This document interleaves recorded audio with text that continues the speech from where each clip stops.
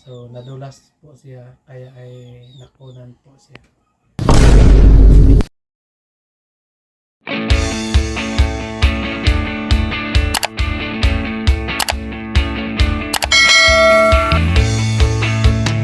Magandang araw sa inyong lahat mga kababayan. Kumusta na kayo dyan? So nandito naman kami ngayon sa Karsada, no?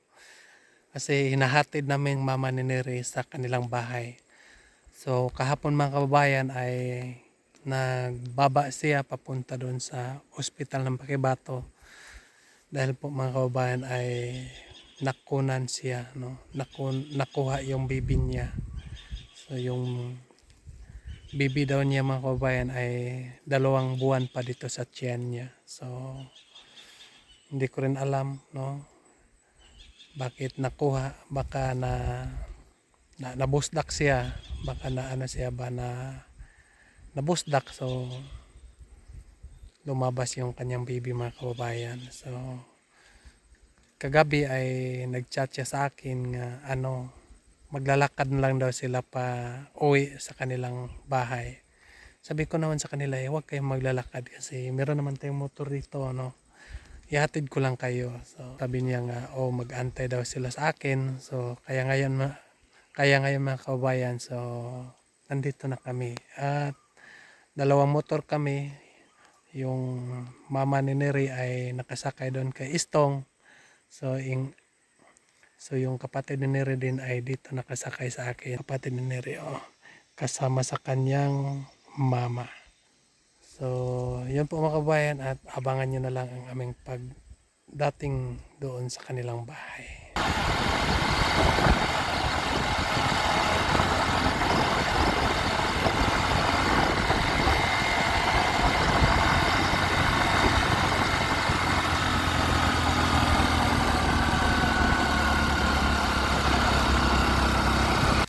Nila nanay ni Neri mga kababayan. So, kaway-kaway ka man dyan. At siyempre si Istong, nagugutom na daw si Istong, kaya ay hintok muna kami at kumakain muna kami mga kababayan dahil nagugutom na si Istong. Wala pa daw siyang pananghalian. So, at saka yung kapatid ni Neri mga kababayan, so nandito din, no? So, galing sila sa Pakibato mga kababayan. Kahapon lang sila doon kasi na ospital yung mama ni Neri mga kababayan dahil po sa kanyang pagbubuntis nga nakuha. So nagchat siya sa akin kahapon nga uwi sila bukas tapos wala silang masakyan. So nag-reply naman po ako sa kanila nga ihatid ko na lang sila dito sa kanilang bahay. So ngayon, nandito muna kami sa Karsada mga kababayan. Nandito muna kami sa May Baliti, ano? Nagpapahinga muna kami at nag-udtuhan muna kami mga kababayan dahil sobrang gutom na po. So abangan nyo na lang ang pag-abot namin sa bahay. So ito yung mag-ina. Kako pa daw.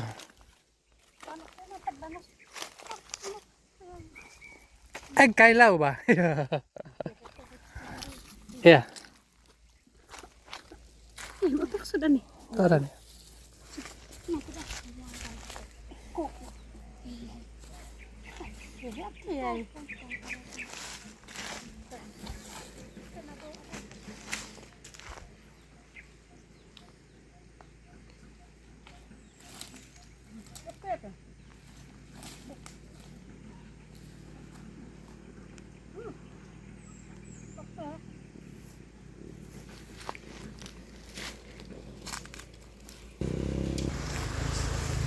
Yung lugar nila ni mga kababayan ay nandoon pa sa kabila. Nandoon pa sa kabilang bukid yung kanilang lugar mga kababayan. Diyan kami daraan. Tapos ikot naman kami doon. At ikot naman kami doon. Pababa kami. So nandoon na rin. So nandoon na yung kanilang lugar mga kababayan. So medyo malapit na lang ang aming bibiyahiin ngayon. So pagkatapos namin doon mamaya at balik naman po kami doon sa aming bahay mga kababayan.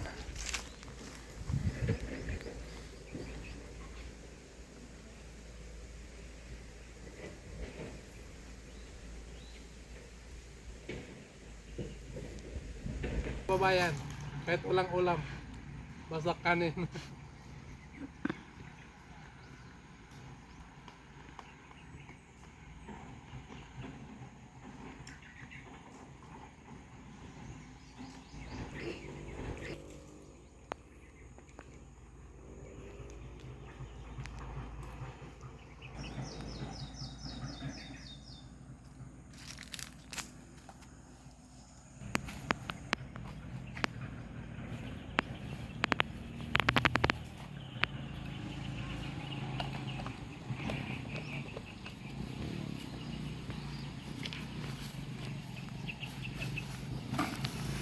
Okay na mga kababayan, busog na po.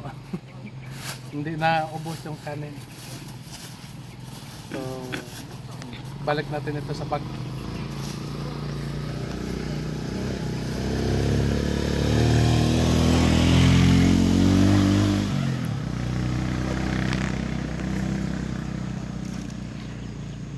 Inom muna tayo ng tubig.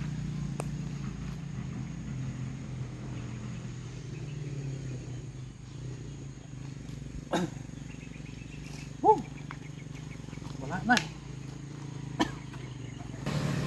So ngayon mga kabayan ay pagpatuloy na naman namin ang aming paglalakbay para makaabot na kami sa bahay nila Mary mga kabayan. So tara na.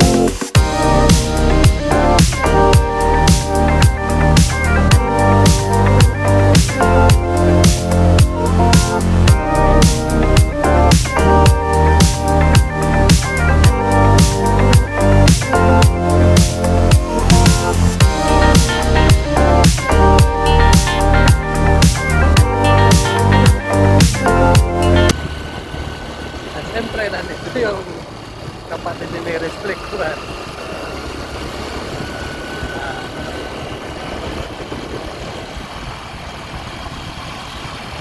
Malapit na mga kabayan, parang umulan dito mga kayo.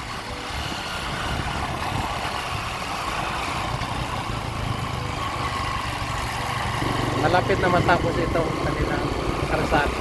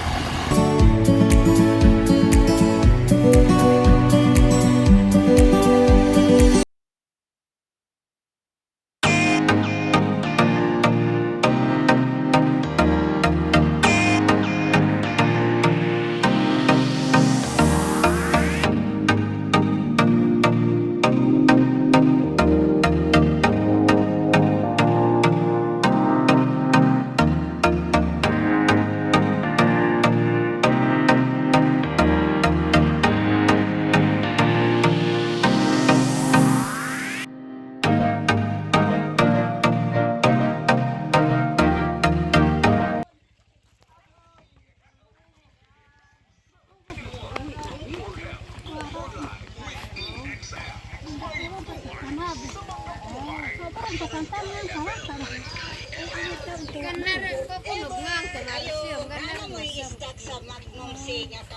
nay, naanay.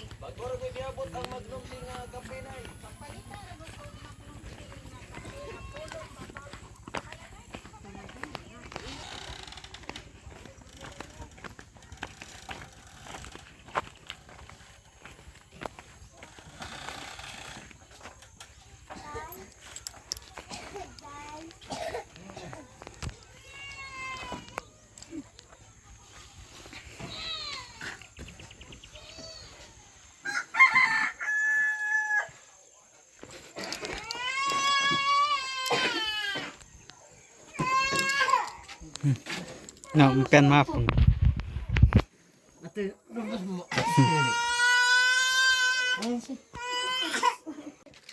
So nandito na kami mga kababayan.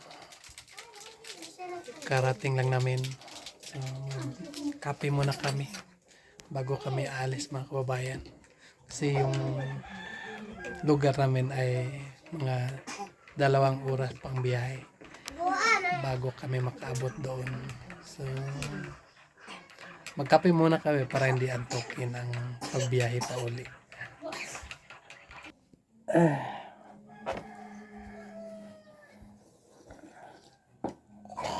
Gising na ba eh? Kala ko tulog si Stong. Nagkape pala.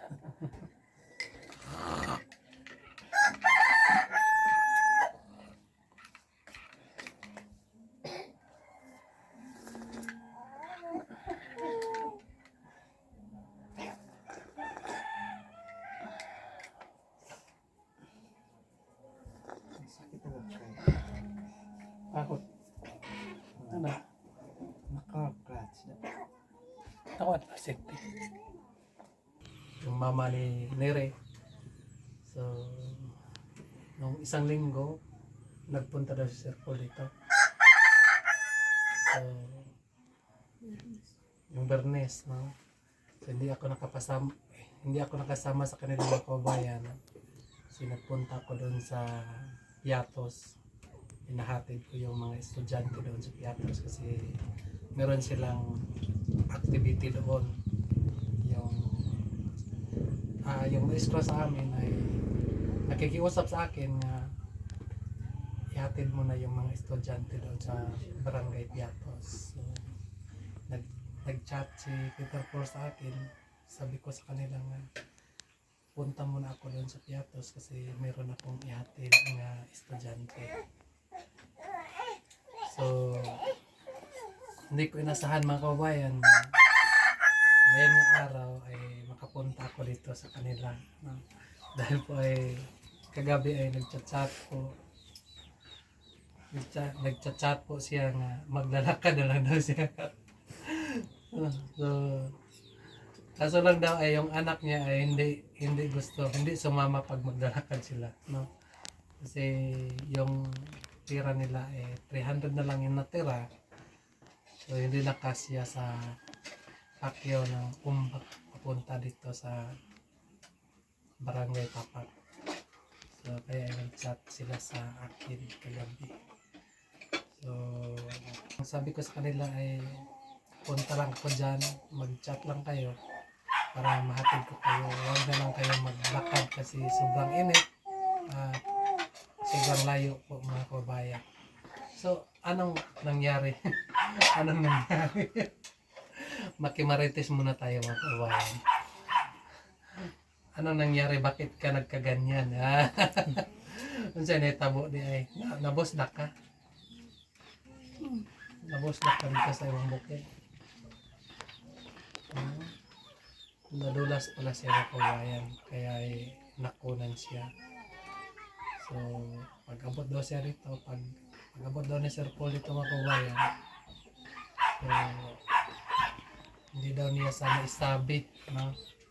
Pero alam daw ni Sir Paul nga meron siyang naramdaman.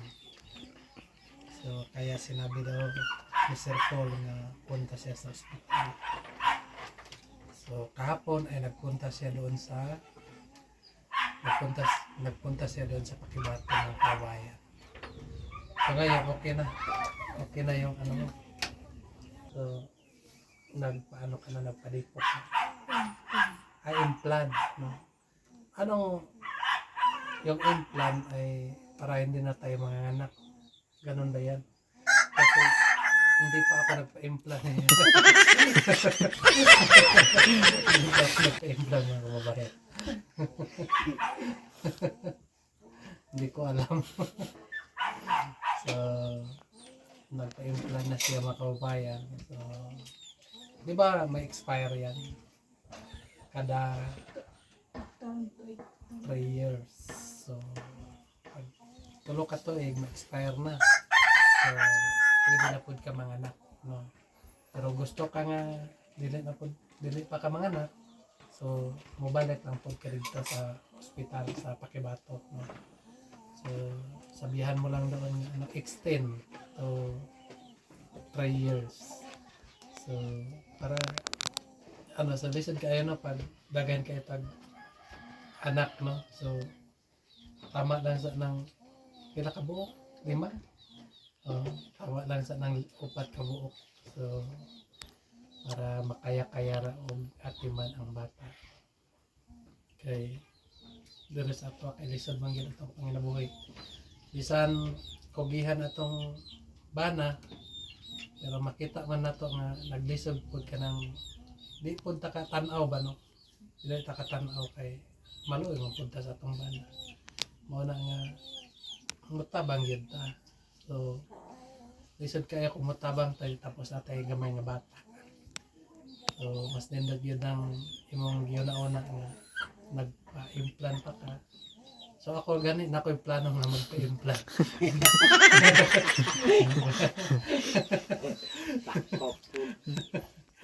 So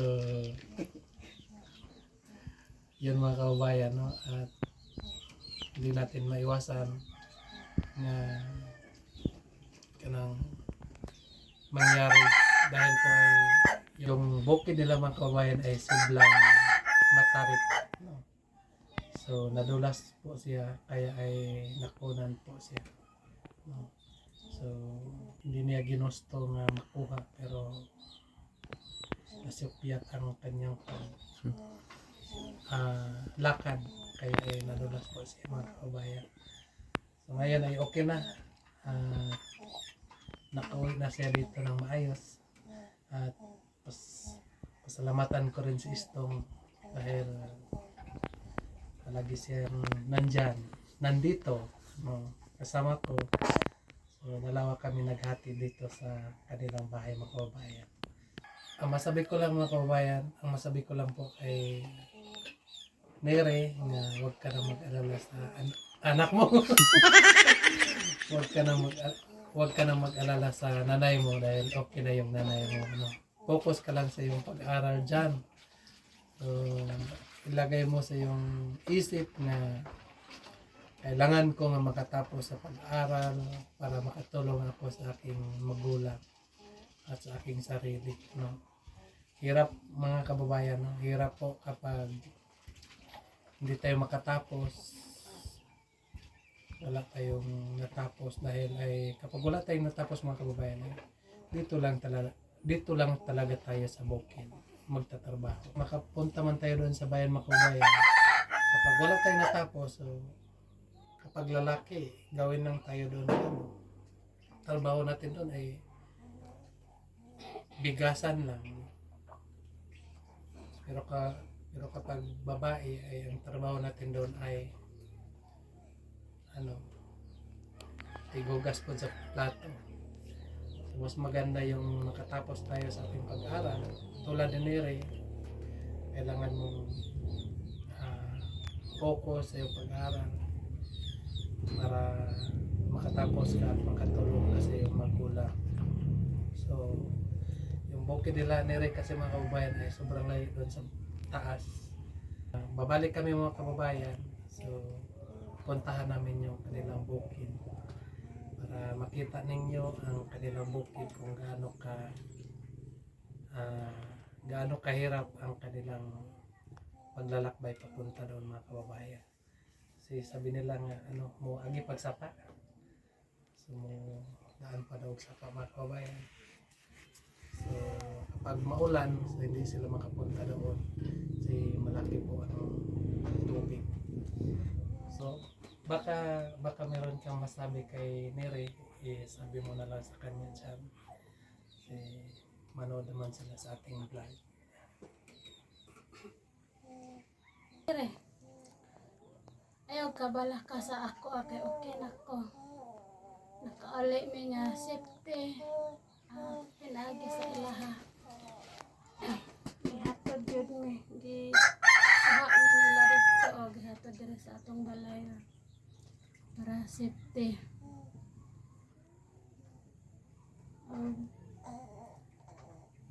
Ayaw hunaw-una nga namin mga problema.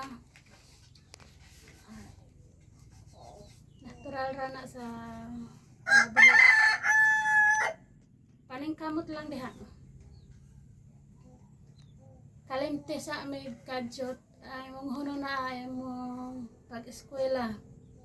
Labi na naka sa eskwelahan. Ay nami huno na kung gabi na kanang na kay buhaton. Lisod gyud kung wa tay mahuman. Kana ra. Salamat dahil sa inyo ha. Tungod sa inyo ha. Nakauli mi, nakaabot mi dire nga safety o adlaw pa. Kana. So yun po mga kababayan. At siyempre papasalamatan din natin si Sir Paul dahil po sa kanya ay nagkita-kita tayong lahat mga kababayan. Dahil po sa kanya ay nakapunta po si Mary sa Manila. So dahil po sa kanya mga kababayan, so nakita kami lahat ninyo. So siya po ang pinapadala ng Panginoon sa amin para matulungan. So sana po mga kababayan ay huwag natin kakalimutan papanoorin ang vlog ni Sir Paul mga kababayan. So para marami pang mga tao nga mas mahirap pa sa amin nga matulungan niya, no? Kasi dami pa po ang nangangailangan ng tulong. At salamat din kay Ma'am Ruth sa kanyang kabaitan kay Nere. So sana po ay ikaw nang bahala kay Nere. Kapag meron kang hindi gusto na ginagawa ni Nere ay kausapin mo siya at marunong naman po si Nere mag-intindi kapag ano yung hindi mo gusto. So gusto lang namin mga kababayan na makatapos po sila sa pag-aaral, no? Kahit sa akin ay kapag makatapos sila sa ilang pag-aaral ay masaya din ako dahil po ay merong katutubo nga makatapos sa pag-aaral, lalo na po ang mga sponsor iskala po ng Pugong Biyahero. So yun lang po mga kababayan, no? Maraming salamat po sa inyong lahat. Sana po ay huwag kayong magsawa na magasubaybay sa aming mga vlog. So marami pagpatuloy namin ang aming paglalakbay dito sa Kabukira. So yun lang po. God bless you.